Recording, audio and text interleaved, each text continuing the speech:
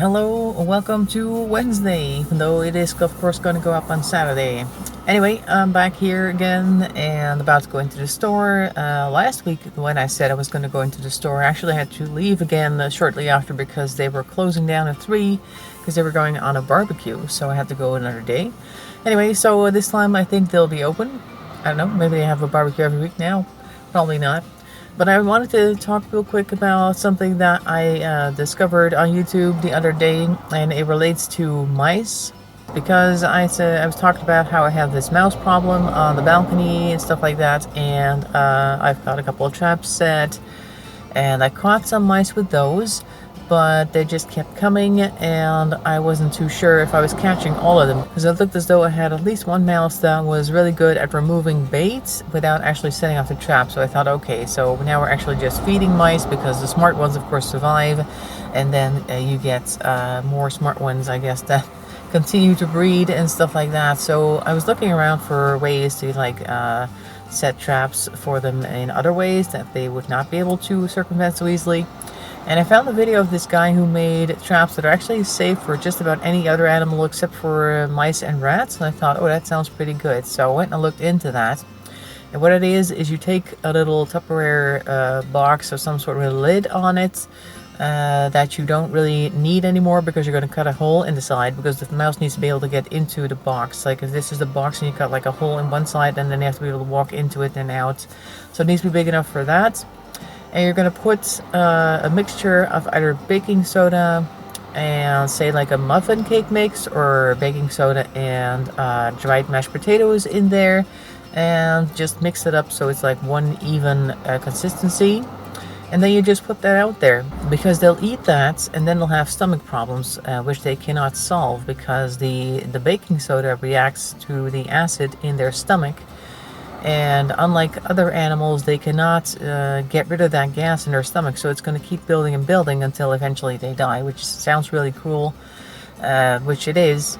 But mice can cause a lot of damage to your house and stuff like that, so you want to at least prevent the ones that are coming into your house from doing that again.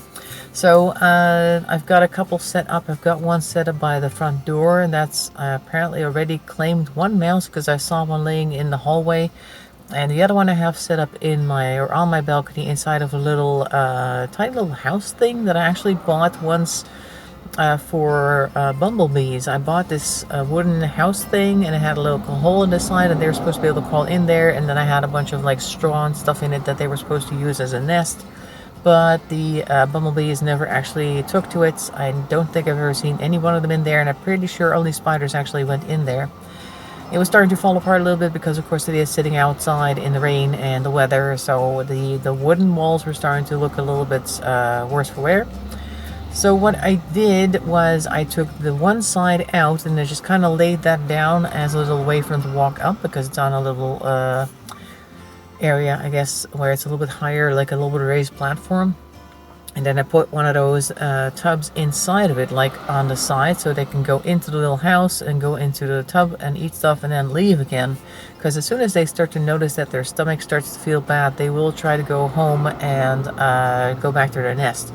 And that's probably where they end up dying, instead of all around your garden, which does occasionally happen if they eat a lot, I suppose, and they just can't move anymore after a while.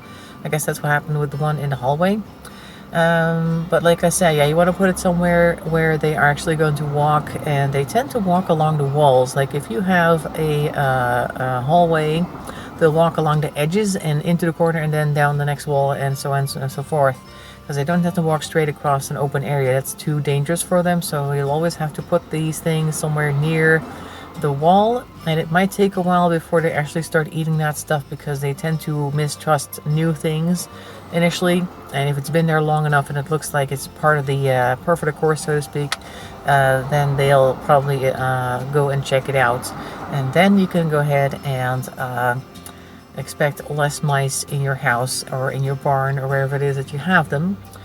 And it's safe for all other animals, like I said. So even if your cat or your dog gets into one of those, then they might get like a bit of a stomach cramp, maybe due to the baking soda, but they can actually pass gas and burp and stuff like that, so it won't be an issue for them. And I don't think they'll eat a lot of it, because it's fairly salty.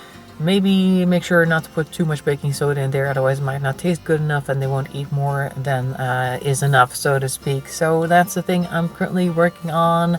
Got 2 tubs out there, like I said, one on the balcony, one out by the front door, because they do tend to walk around within the walls, which is the main problem. And I think that the one that I found was actually near one of their own entrances. There is this hole next to the tiles there where I think rainwater is supposed to go into the drain or something, and they definitely use that. He was right next to that, so I think that's one of their entry points. So we now know where they come from. That's good to know. Unfortunately, it's in front of my neighbor's door, and I don't really want to put a tub in front of my neighbor's door if he doesn't know what that is. He's likely to just throw it out, and then we have to start over with a new tub or something. So I feel like they do walk towards my door, because his door is like over here, and then my door is over here, and this is like the hallway, and then we have a staircase and stuff like that. So I think they do walk around a bit looking for food. So eventually they'll find my little tub sitting there, and they'll eat some of that. But of course it would be handier if I could put it right next to the entrance. But okay, I can't do that right now, unless the neighbor starts asking why there's dead mouse or why there's dead mice in front of his door, and I get to tell him all about my new amazing discovery that I made based off of YouTube. So you want to put this there and replace it like every month or so, because of course the stuff that they want to eat becomes less tasty over time, sitting out there exposed to the elements as well. And so in order to keep it fresh for them, make sure to keep replacing it like every month. And eventually you'll have much less mice, because they just don't come back. And like I said, it's super safe, so it's a lot better option than those things you can buy, like those little grains that they can put out, which other animals can eat and stuff like that. Their cats and stuff can be hurt by that, so this stuff does not hurt the cats, which is great. There's like a bicycle lane on the right side of the road, and this guy was pretty much half on the bicycle lane and half, he's still doing it actually. I don't know what he's doing. Some people drive really strangely. Right behind somebody else. Oh, that's something I could maybe talk about real quick. So we're not done yet, sorry. I have other things I want to talk about. One thing in particular, when I'm driving around, I tend to notice that a lot of people tend to drive their car pretty close behind like a truck that's right in front of them, or a van, or a bus, or even just a tall SUV. There's like less than a car distance between them, sometimes a car distance between them, and I'm like, why are you doing this? Because you can't see anything, and it's really, really dangerous. So you might not want to do that if you're one of those people that sticks close to, or doesn't think that they stick very close to large cars in which they cannot see in front of, or large trucks or vans or other things you can't see in front of, tractors, etc., whatever is making it difficult for you to see. Try to keep your distance, and one of the ways that you can figure out if you're too close is by looking ahead if you can, and seeing, maybe you want to back up a little bit to see that as well. That's also a good thing if you want to check, and make sure to back up a little bit. But like, keep an eye on an upcoming lamppost or something like that, something you can clearly see, and then wait until it reaches the back of the vehicle in front of you, and then wait and count how many seconds it takes before that lamppost or whatever it is to reach the front of your car, like when you pass by. And the amount of seconds that you can count should be at least 2 seconds, because you need about 2 seconds if you were like full on step on the brakes. In order for the car to stand still, you need about 2 seconds of time for that. So if you're within the 2 seconds, you need to back up, and even 2 seconds is already kind of cutting it close, because you might not be paying attention, you might not see that there's an emergency stop being made in front of you. So you need at least a second extra for, oh, I was looking somewhere else, sorry, and then the 2 seconds for stepping on your brakes. So that if you want to check that next time you drive around, it's not just cars and trucks that you can't see anything in front of, it's also just cars that you can see past, but who may be a little too close to you. Sometimes you can't help it, like in busy traffic, there'll be people cutting in and out of your lane and stuff like that, so that's always going to be an issue. But, you know, just as soon as you can, keep distance, make sure to try and do that, because it can cause a lot of damage and have a lot of very negative consequences for you and other people if you don't pay attention to such things.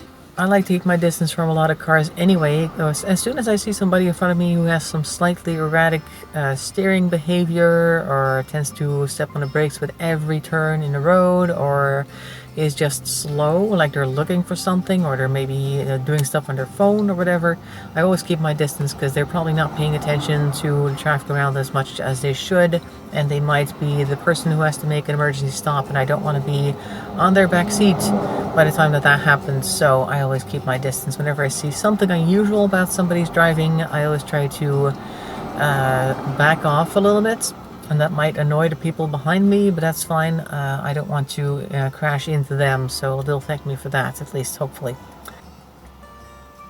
That guy probably just bought his car. There's just a car that drove past me, and it still had the plastic on, like the rear windshield wiper. I think he forgot to take that off, so good luck for him, or good on him buying a new car and everything, but he might want to fix that because it looks a little bit silly. Anyway, so now I'm off to the store. Hopefully they are open, and I will see you on Tuesday for the Stardew Valley stream, and on Friday we'll be back in Minecraft. Hope to see you then. Make sure to have a nice weekend. In the meantime, make sure to stay healthy and safe, and bye-bye for now.